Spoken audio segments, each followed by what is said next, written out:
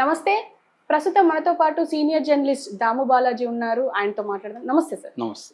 Sir జీవి రెడ్డి ప్రత్యేకంగా చెప్పుకోక్కర్లేదు. నిన్నటి నుంచి ఇది ఒక వార్త అయిపోయింది. ఆయన రాజీనామా చేయడానికి ఈగోనే కారణం అని చెప్పేసి ఆయన సొంత పార్టీ వాళ్ళే అంటున్నారు. అసలు ఏంటి సార్ వాస్తవాలు? జీవీ రెడ్డి రాజీనామా గురించి నిన్న కూడా నేను చెప్పాను.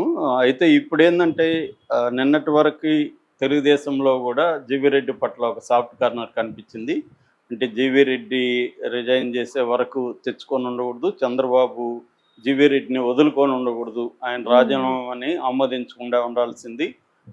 ఆయనకి ఒకవేళ ఆ పోస్టు సూట్ కాలేదనుకుంటే వేరే పోస్టు ఆయనకి ఇచ్చి ఆయన్ని పెట్టుకోవాల్సింది. ఎందుకంటే రెడ్డి సామాజిక వర్గానికి చెందినప్పటికి కూడా జగన్తో ఆయన పోరాడాడు. ముఖ్యంగా అధికారం లేనప్పుడు తెలుగుదేశం తరఫున గట్టిగా నిలబడ్డాడు. స్పోక్స్ పర్సన్గా చాలా హానెస్ట్గా పనిచేశాడు. రెండవది సబ్జెక్ట్ ఉన్న వ్యక్తి. పర్సనల్గా ఎవరిని అటాక్ చేయడం అలాంటిది కాదు. ఆయనకి సబ్జెక్ట్ ఉంది, ఇంటిగ్రిటీ ఉంది. అలాంటి వ్యక్తులు పార్టీకి దొరకడం కష్టం. అలానే మనం ఒకసారి అధికారంలోకి వచ్చినాక ఇలాంటి వ్యక్తుల్ని నిలబెట్టుకోవడం చాలా ఇంపార్టెంటు. కానీ చంద్రబాబు ఆ పని చేయకుండా అతన్ని వదులుకున్నాడు. ఈయన పాత పద్ధతుల్లోనే చంద్రబాబు పరిపాలన చేస్తున్నాడు అన్న అసంతృప్తి నిన్నంతా కనబడింది. అయితే మెల్లగా ఇవాళ జీవీ రెడ్డి మీద ఒక నెగిటివ్ యాంగిల్లో స్టోరీలు రావడం మొదలుపెట్టాయి. అదేంటంటే జీవీ రెడ్డి ప్రధానంగా అతనిలో పదవి రాగానే అహంకారం వచ్చేసింది. అహంకారం వచ్చి ఒక ఐఏఎస్ ఆఫీసర్ని పట్టుకొని రాజద్రోహం చేశాడు. అక్కడ ఒక సంస్థ అన్నాక అనేక సమస్యలు ఉంటాయి. నువ్వు అనుకున్నట్టే నువ్వు ఆ చైర్మన్ అయిపోగానే నీకు నచ్చినట్టు మొత్తం మారిపోదు వ్యవస్థ. దాని వెనుక అనేక వ్యవహారాలు ఉంటాయి. సో వాటినంతా జాగ్రత్తగా డీల్ చేసుకొని దాన్ని ఎలా సంస్కరించాలా అనేది జాగ్రత్తగా డీల్ చేసుకో. ఉద్దేశం మంచిదైతే సరిపోదు. మెథడ్స్ ఏంటి, ఐఏఎస్ వ్యవస్థ ఎలా పనిచేస్తుంటుంది, సిస్టమ్ ఎలా పనిచేస్తుంటుంది అర్థం చేసుకొని దానికి తగినట్టుగా వెళ్ళాలి. కానీ నువ్వు ఇగో పెట్టుకొని నా మాట వినట్లేదు, నేను ఇక్కడ బాసు అనుకుంటే కుదరదు. సాక్షాత్తు ప్రధానమంత్రి అనుకున్నట్టే జరగదు. ప్రధానమంత్రి అనేక విషయాల్లో సరెండర్ అవ్వాల్సి వస్తుంది. ఎవరైనా దేశం పవర్ అనేది అబ్సల్యూట్గా ఒక వ్యక్తి చేతులు ఉండదు. కానీ ఈయన ఇగోకి పోయి నా మాట ఐఏఎస్ ఆఫీసర్ ఇతను వినాలి, నా మాట విన్నప్పుడు నేను ఎందుకు ఇక్కడ అన్న ధోరణితో వ్యవహరించాడు. దానివల్లనే ప్రాబ్లము. చంద్రబాబు నిర్ణయం కరెక్టే, ఇలాంటి వాళ్ళు ఉంటే ఇంకా డ్యామేజ్ జరుగుతుంది అనేది ఆ వెర్షన్ను తీసుకొస్తున్నారు.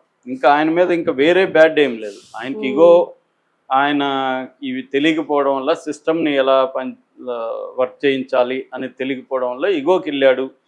ఇగోగా తీసుకొని బయట పబ్లిక్గా ఆయన మీటింగ్ పెట్టేసి ఐఏఎస్ ఆఫీసర్ అయిన ఎండి అయిన దినేష్ కుమార్ రాజద్రోహం చేశాడని చెప్పేసరికి ఒక్కసారిగా ఐఏఎస్ ఆఫీసర్లంతా కూడా వ్యతిరేకత రావడానికి కారణమయ్యాడు. ఎందుకంటే ఈయన ఒక చిన్న సంస్థది, ఒక చిన్న సంస్థకి చైర్మనే ఒక ఐఏఎస్ ఆఫీసర్ని ఇలాగా రాజద్రోహాన్ని మాట్లాడితే ఐఏఎస్ ఆఫీసర్లు అందరూ కోపం రావడం సహజం. ఈయన తప్పు చేశాడు అనేది ఇప్పుడు ఈ వెర్షన్ వస్తుంది. సో ఓవరాల్గా మనం ఇంకొకసారి అసలు ఏం జరిగింది దీంట్లో, ఈయన తప్పేమన్నా ఉందా, చంద్రబాబు దీన్ని ఇంకొక రకంగా డీల్ చేసి ఉండాల్సిందా అనేది మనం మాట్లాడుకుంటే, బేసిక్గా ఏపీ ఫైబర్ నెట్ కార్పొరేషన్ అనేది ఎప్పటి నుంచో వివాదంలో ఉంది. గతంలో ఇది యాక్చువల్గా 2017లో ఆంధ్రప్రదేశ్లో ఇంట్రడ్యూస్ చేశారు. ఇది సెంట్రల్ గవర్నమెంట్ ప్రాజెక్టు, డిపిఐ అంటారు, డిజిటల్ పబ్లిక్ ఇన్ఫ్రాస్ట్రక్చర్. దాని కింద గ్రామాలకి చీప్గా ఫైబర్ నెట్ అంటే ఇంటర్నెట్, టీవీ, ఫోను ఈ 3 రకాల సౌకర్యాలని అందించడం. ప్రైవేటు ప్లేయర్స్ కంటే కూడా తక్కువలో ఇచ్చి, ప్రైవేట్ ప్లేయర్స్ ఏంటంటే రిమోట్ ఏరియాస్కి వాళ్ళు కేబుల్ అవన్నీ వేరు కాబట్టి గవర్నమెంటే చేయడం వల్ల డిజిటల్ పబ్లిక్ ఇన్ఫ్రాస్ట్రక్చర్ని డెవలప్ చేయాలనేది సెంట్రల్ గవర్నమెంట్ ప్రాజెక్టు స్టేట్ గవర్నమెంట్లకి కూడా చెప్పింది. అందులో భాగంగా 2017లో 17 లక్షల కనెక్షన్లు ఇవ్వగలిగారు చంద్రబాబు. దీంట్లో అక్రమాలు జరిగాయని చెప్పి జగన్ ప్రభుత్వం వచ్చినాక ఏపీ ఫైబర్ నెట్ స్కామ్ అనేది పెట్టింది. అది మనం చాలాసార్లు చెప్పుకున్నాం. లోకేష్, వేమూరి హరికృష్ణ వీళ్ళ అందరూ ఇన్వాల్వ్ అయినారు. ఆ కేసు ఉంది ఇంకా. సో దాని తర్వాత జగన్ వచ్చినాక దాంట్లో మళ్ళీ అక్రమాలు జరిగాయనేది తెలుగుదేశం ఆరోపించింది. ఫర్ ఎగ్జాంపుల్ ఆర్జీవికి వ్యూహం సినిమాకి దాదాపు 2 కోట్ల వరకు డబ్బులు ఇచ్చేశారు. నిజానికి దానికి కొన్ని లక్షలు కూడా రాలేదు. అట్లా అనుకుంటే చాలా సినిమాలను కూడా దీంట్లో వేయచ్చు, సినిమాలను కూడా దీంట్లో వేద్దాం అనేది ఒక ప్రతిపాదన అనమాట. అది నిజానికి చిన్న ప్రొడ్యూసర్లకు మంచిదే కానీ రిలీజ్ రోజే దాంట్లో వేస్తే థియేటర్లో ఇంకెవరు చూడరు. అదొక ప్రాబ్లం ఉంది. థియేటర్లో చూడకపోయినా పర్లేదు అనుకునే ప్రొడ్యూసర్లు ఉన్నప్పుడు, దీనికి కానీ కొంత డబ్బులు వస్తుంది అనుకున్నప్పుడు చిన్న ప్రొడ్యూసర్ మంచిదే. కానీ ఎవరికి జరగల, ఒక్క ఆర్జీవికి తప్ప. అది కూడా వ్యూహం జగన్ మీద తీశాడు కాబట్టి జరిగింది. సో ఇది బయటకు వచ్చింది. దాని తర్వాత వీళ్ళు అధికారంలోకి ఫామ్ అయినాక కూడా చంద్రబాబు దీని మీద విజిలెన్స్ కమిటీ వేశాడు. విజిలెన్స్ కమిటీ కూడా దీంట్లో అనేక అక్రమాలు ఉన్నట్టుగా బయటపెట్టింది. దాని తర్వాత ఈ సంస్థకు జీవీ రెడ్డిని చైర్మన్గా చేశాడు చంద్రబాబు. జీవీ రెడ్డి వచ్చిన తర్వాత ఇందులో దాదాపు 410 మంది ఉద్యోగుల్ని జగన్ అక్రమంగా తన మనుషుల్ని పెట్టేశాడు. తనకి ఎవరెవరు తన పార్టీ వాళ్ళకి అందరికి ఉద్యోగాలు ఇచ్చేశాడు అని చెప్పి వాళ్ళందరినీ నేను తీసేస్తున్నాను అనేది ఫస్ట్ అది వివాదం స్టార్ట్ అయింది. అంటే సడన్గా వచ్చి 410 మంది ఉద్యోగులను ఒక్కసారిగా తీసేయడం అంటే అది గవర్నమెంట్తో డిస్కస్ చేయాలి. దానికి ఏంటంటే ఒక మినిస్టర్ ఉంటారు, పేషి ఉంటుంది, చీఫ్ సెక్రటరీలు ఉంటారు. ఇవి ఒక పవర్ అనేది అబ్సల్యూట్గా నువ్వు చైర్మన్ అయినంత మాత్రాన నువ్వేందంటే మొత్తం మిషనరీలో నువ్వు ఒక నట్టు బోల్ట్కి తప్ప అదేమి ఇండిపెండెంట్ వ్యవహారం కాదు.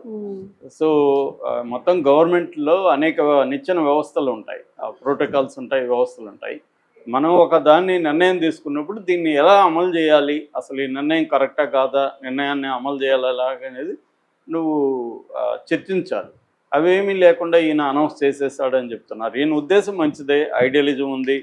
గత ప్రభుత్వం అన్యాయాల్ని, గత ప్రభుత్వంలో జరిగిన అక్రమాలని నేను మార్చాలనేది తన ఉద్దేశం. చంద్రబాబుదైనా లోకేష్దైనా అదే ఉద్దేశమే. జగన్ ప్రభుత్వంలో అనేక అక్రమాలు జరిగాయి కాబట్టి మార్చాలని. కానీ అది అంత ఈజీగా అయిపోయే పని కాదు ఎప్పుడైనా కూడా. అట్లయితే ప్రతి ఒక్కరూ మార్చేసేవాళ్ళు 4 ఏళ్లలో 5 ఏళ్లలో. అంత ఈజీ కాదు. ఇప్పుడు ట్రంప్ లాంటి వాడే పవర్ఫుల్ అనుకుంటే అతని నిర్ణయాలు ఏవి అమలు కావట్లేదు. ఎందుకంటే అక్కడ కూడా వ్యవస్థలు ఉంటాయి. ఒక నిర్ణయం తీసుకుంటే దాని రియాక్షను రకరకాల వ్యవస్థలో భాగంగా ఉంటారు తప్ప నేను ప్రధానమంత్రి, నేను ముఖ్యమంత్రి, నేను మార్చేస్తా మొత్తం అంటే జరగదు. అట్లా జరగకూడదనే అనేక వ్యవస్థలని డెమోక్రసీలో పెట్టారు. లేదంటే whims and fancies of a single guy తో వదిలేస్తే అతని నిర్ణయాలు, అతని ఉద్దేశం మంచిదైనా కూడా నిర్ణయాల వల్ల చాలా ఎఫెక్ట్ అయ్యే అవకాశం ఉంది. అందుకని ఇతను కూడా అది చేశాడు ఫస్ట్. దాని తర్వాత ఇతను కొన్ని అక్రమాలు ఉన్నట్టుగా ఇప్పుడు కూడా జరుగుతున్నట్టుగా కొన్ని కనిపెట్టాడు. ఎవరు? జీవీ రెడ్డి. అదేంటంటే ఒకటి జిఎస్టీకి ఫైన్, జిఎస్టీ దాదాపు 300 కోట్ల పైన ఫైన్ వేసింది. ఈ ఫైన్ వేయడానికి కారణం అధికారుల అలసత్వం. అంటే సకాలంలో డబ్బులు జిఎస్టీ పే చేయకపోవడం వల్ల ఫైన్ వేసింది. సో ఇక్కడ అధికారుల అలసత్వం ఉంది. అంతవరకు అది ఈయన ఫైండ్ అవుట్ చేసింది రైటే. అట్లాగే ఒక 60 కోట్లు వెండర్స్కి ఇవ్వద్దని విజిలెన్స్ కమిటీ రికమెండ్ చేసినా కూడా వెండర్స్కి రిలీజ్ చేసేసారు. ఈ 60 కోట్లు రిలీజ్ చేయడం కూడా ఆ మేరకు నష్టం. సో ఒకటి ఉద్యోగుల్ని తీసేసినా కూడా వాళ్ళకు జీతాలు ఇస్తూనే ఉన్నారు. దాదాపు 1,50,00,000 జీతాలు ఇచ్చారు ఈ 410 మందికి. సో ఉద్యోగులు నేను తీసేసినా మీరు ఎందుకు జీతాలు ఇస్తున్నారు అనేది ఈయన ఫస్ట్ పాయింట్.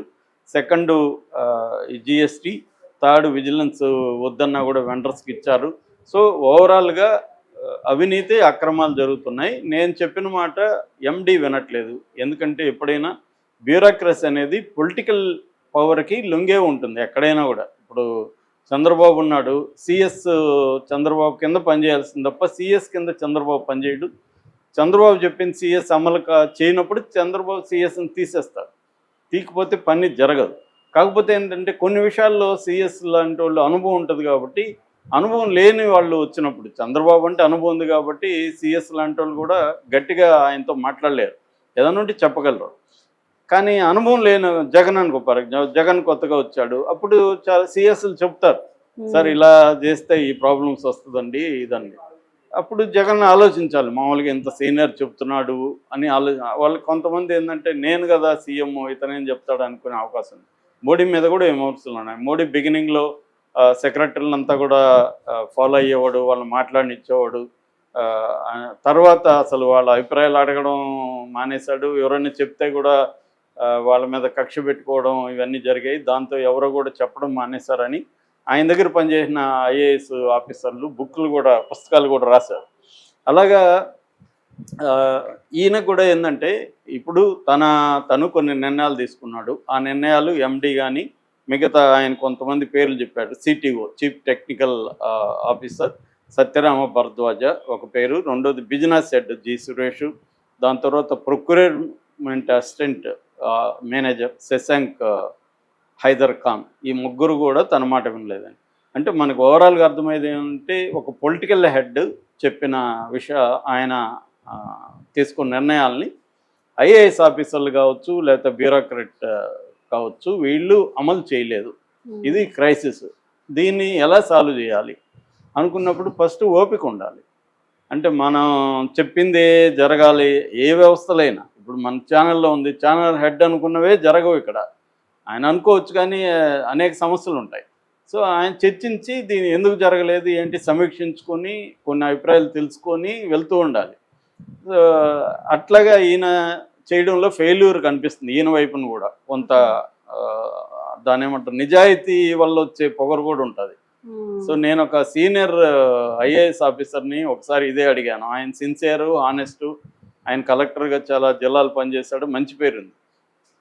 ఆయన అనేక వ్యవస్థలను మార్చాడనే పేరుంది. ఆయనతో మాట్లాడినప్పుడు మీరు కరప్ట్ ఆఫీసర్లతో ఎలా డీల్ చేశారని అడిగాను. నేను వాళ్ళ జోలికి వెళ్ళలేదని చెప్పాడు. ఎందుకంటే వాళ్ళ జోలికి వెళ్తే మనల్ని పనిచేయని వాళ్ళు. సో వాళ్ళ కరప్ట్ ఆఫీసర్ని ఇండైరెక్ట్గా డీల్ చేయాలి తప్ప డైరెక్ట్గా వాళ్ళతో ఢీ కొనకూడదు అనేది ఆయన చెప్పాడు. That is called maturity. అంటే వ్యవస్థలో నువ్వు ఒక్కసారిగా సినిమాలు చూసేసి నేను కరప్షన్ మార్చేస్తానంటే కుదరదు కదా. It is deep rooted problem. దానివల్ల దాన్ని నువ్వు ఎప్పుడైతే ఢీకొంటావో నీకు వ్యతిరేకత వస్తుంది, నువ్వు అసలుకే మోసం వస్తుంది. ఇప్పుడు జీవీ రెడ్డి చేసిందే తప్పు అయితే ఏదైతే ఉందో అతనికి అనుభవరాహిత్యం కావచ్చు, నిజంగా కొంత ఈగో కూడా ఉండొచ్చు. ఏదేమైనా అతని నిర్ణయాల్లో తప్పు అయితే కనిపిస్తుంది. తప్పు అంటే ఇక్కడ ఆయన జాగ్రత్తగా డీల్ చేసి ఉంటే కొంత టైం తీసుకొని మెల్లగా దీన్ని ఎలా డీల్ చేయాలి ఏంటి, ఇది ప్రతి చోటు ఉంటుంది. ఇప్పుడు సినిమాలో డైరెక్టర్కి కెమెరామెన్కి పడకుండా ఉంటుంది. మనం ఏమనుకుంటాం డైరెక్టర్దే అన్నీ అనుకుంటాం, కానీ చాలా చోట్ల కెమెరామెన్ డిసిషన్లే ఉంటాయి. డైరెక్టర్ చెప్పింది కెమెరామెన్ ఉండవు, కెమెరామెన్ చెప్పింది ఇంకొకరు వినకపోవచ్చు, సో ఆర్టిస్ట్ వినకపోవచ్చు. ఇలాగా ఉంటాయి. పవర్ అనేది ఒకే అబ్సల్యూట్గా ఉండదు. దాంతో జాగ్రత్తగా కెమెరామెన్ అర్థం చేసుకుని దాన్ని ఎలా డీల్ చేసుకుంటూ మనం సినిమా తీయాలని డైరెక్టర్ ఆలోచించాలి. కానీ పబ్లిక్ మీటింగ్ పెట్టి కెమెరామెన్ ఎలా చేస్తున్నాడని చెప్తే ఏమవుతుంది? అదే జరిగింది. సో ఇతను పబ్లిక్ మీటింగ్ పెట్టి రాజద్రోహం స్థాయిలో మాట్లాడాల్సిన అవసరం లేదు. ఇదేమి రాజద్రోహం కాదు కదా. రాజద్రోహం అనే పదమే రాంగ్ పదం. ఇక్కడ ఎవరు రాజులు లేరు. సో అది ఇతని చేసింది. దాంతో చంద్రబాబు దీన్ని ఎలా డీల్ చేశాడు అనే దగ్గర కేడర్ ఎందుకు హర్ట్ అయ్యారంటే ఇతను సిన్సియరు, మనతో పనిచేశాడు, అతనికి అనుభవం రాహిత్యం వల్ల కొన్ని నిర్ణయాలు ఇలా చెప్పుండొచ్చు. అతన్ని పిలిచి మాట్లాడి నీ సమస్య ఏంటి, దాన్ని ఎలా డీల్ చేయాలి, దానికి ఏదైనా అప్పగించి ఒక సెక్రటరీనో ఎవరినో చేసునుంటే బాగుండు చంద్రబాబు. కానీ ఆయన ఐఏఎస్ వాళ్ళ ప్రెజర్కి తలొగ్గి పార్టీలో ఉండే మంచి వాళ్ళని ఇలా పోగొట్టుకోవడం కరెక్ట్ కాదనేది పార్టీ వైపు నుంచి విమర్శలు. అది కూడా కరెక్టే. చంద్రబాబు మీద ఎక్కువగా ఈ సంఘటననే కాదు, అనేక సంఘటనలో చంద్రబాబు మీద తెలుగుదేశం వాళ్ళకి అసంతృప్తి రోజు రోజు పెరుగుతుంది. ఎందుకంటే ఈయన మళ్ళీ పాత పద్ధతిలో ఐఏఎస్ ఐపీఎస్ వాళ్ళ మాట వింటున్నాడు అని. ఈయన బయట పెట్టాడని ఈయన మీద నిర్ణయం తీసుకున్నారు. పవన్ కళ్యాణ్ మీద తీసుకోగలరా? పవన్ కళ్యాణ్ అనేక సార్లు మాట్లాడుతున్నాడుగా. ఐఏఎస్ ఆఫీసర్లను విమర్శించలేదా, ఐపీఎస్ వాళ్ళని విమర్శించలేదా ఇదే పవన్ కళ్యాణ్? సాక్షాత్తు మినిస్టర్లను తప్పు పట్టలేదా? మరి ఆయన ఏమన్నా మీతో చర్చించాడా? పబ్లిక్గా పోయి చేస్తున్నాడు కదా, ఆయన కంట్రోల్ చేయలేరు కదా మీరు. ఇక్కడ మళ్ళీ బలయ్యేది చిన్నవాళ్లే కదా అన్న విమర్శ కరెక్టే. ప్రయారిటీస్ ఉంటాయి కదా. చంద్రబాబును పవన్ కళ్యాణ్ డీల్ చేసినట్టే మిగతా డీల్ అందరూ అలాగా తోకాడిస్తూ ఉంటే ఆయన ఎలా పనిచేస్తాడు?